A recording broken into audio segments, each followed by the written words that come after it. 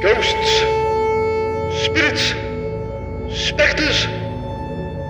Do you believe in the paranormal? This is the question I'll be asking you today and trying to prove to you throughout this entire documentary. The types of research we will do will include interviews with people with stories to tell, and also sort of real ghost hunt on a location close to home. First interview we have today is from a woman called Gigs McNugget. She has a story to tell. Let's listen. Yeah, I do believe in ghosts. I think there's one in my house actually. It's quite active, like banging on pipes and stuff.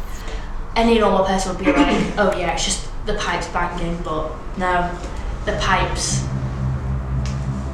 Come to think of it actually, it's most active when the auntie comes around with the kids and they get put in the dining room, just on follows music, taunting me. Never does it. Okay, so tell us about that experience right there.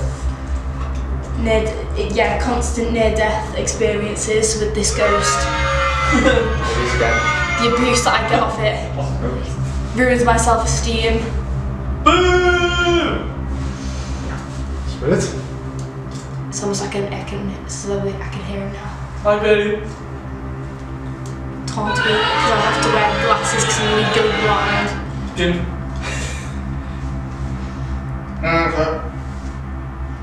Okay. Please continue. Help. Wow, thank you, Gigs. This ghost seems like a real character. Now, let's get on to Al Ian. Yeah, also has a similar story to tell.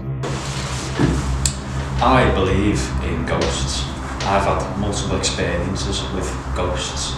With a friend once in a forest, and on a path in the forest we heard whistling, and so we looked around and then there was nothing there, but a few minutes later we saw a figure down the path in the shadows, and so we thought nothing of it, but as we looked and kept looking, it got closer and we again heard whistling.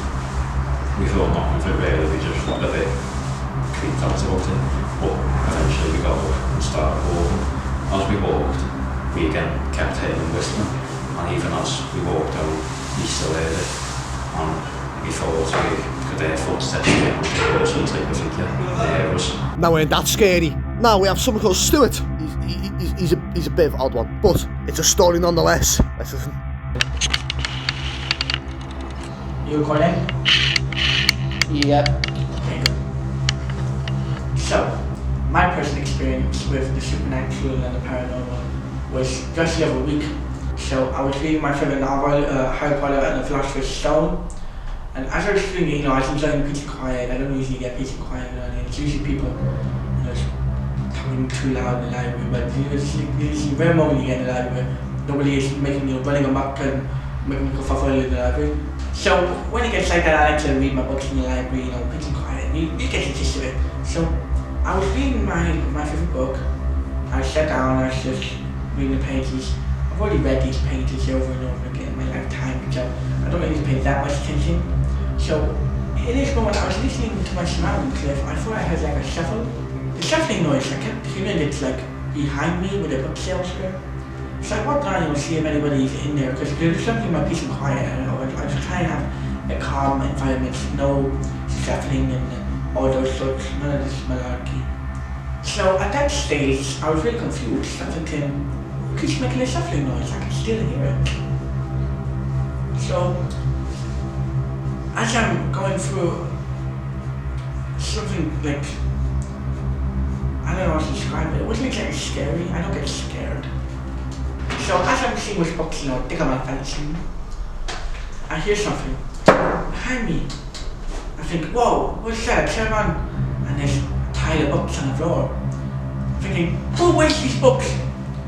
And I turn behind me, nobody's there. And all the books that fell on the floor, they were books about ghosts. After I see this, I think it can be a coincidence. So I scurry away, I grab my Philosopher's Stone, and I get out of there as quick as I can. Honestly, I don't get scared of a lot of things. Once you come through 58 hot recipes, fear becomes irrelevant. But something about that interaction really shook me to my core. So I had to breathe outside. Ever since I felt a cold presence following me, and a warm presence. People say it smells, but I don't smell anything. Anyway, that's my experience. Thank you for listening. Out. I will not be going to that library anytime soon. Nothing to do with the ghost. But now, it's time for the main attraction, the ghost hunt. For my investigation, we will be travelling to St. Helens College, where there's a ghost that haunts one of the rooms in the corridors. The main room about this ghost is that he frequently visits the Caspers next to the college. We'll be able to see if any of this leaks into our research. This is the room which I'll be conducting all my experiments in. There's 3 general tests: EMF reader, the ghost box, and just general camera work to try and catch anything off guard. We'll be first using the EMF reader to try and see if we can detect any sign of the ghost owl. As you can see, I've acquired this state-of-the-art EMF reader. Let's give it a go.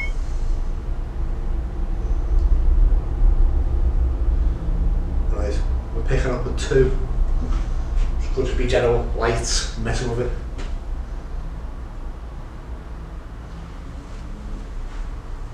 We'll check on the room for activity.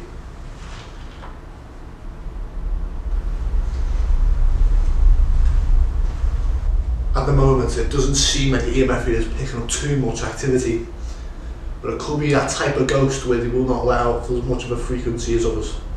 But we've still got 2 more tests to prove if it's real. So for now, EMF reader has gone a bust. Now we'll be testing the ghost box. We also have a secondary camera set up to see if any activity happens while we do this. Let's switch it on. Let's set the settings. We've already got a bit of activity.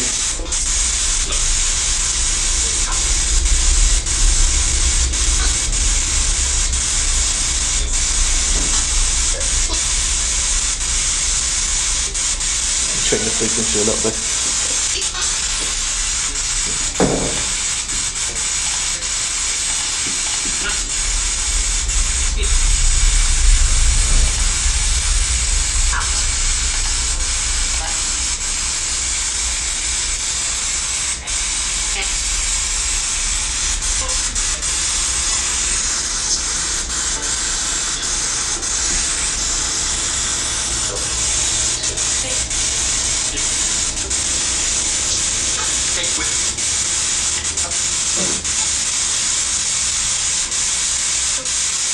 So far the last 2 tests has not been as proving as I would like it to be.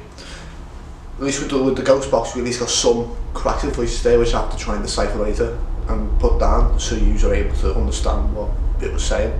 That's the real test. Now it's to film the room on its own.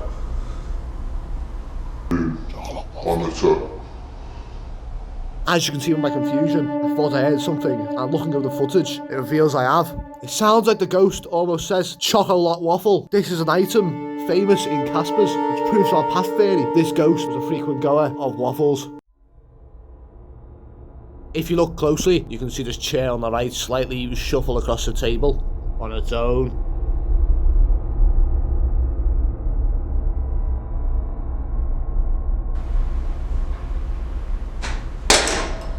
As you can clearly see, what looks like to be a pencil was thrown across the room.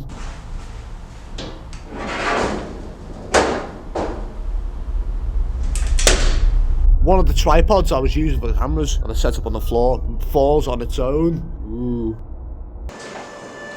Now, does that answer your question? Are ghosts real? That's for you and your friends to decide. If you've got a friend, loser, that'd be all from me. Catch you in a bit.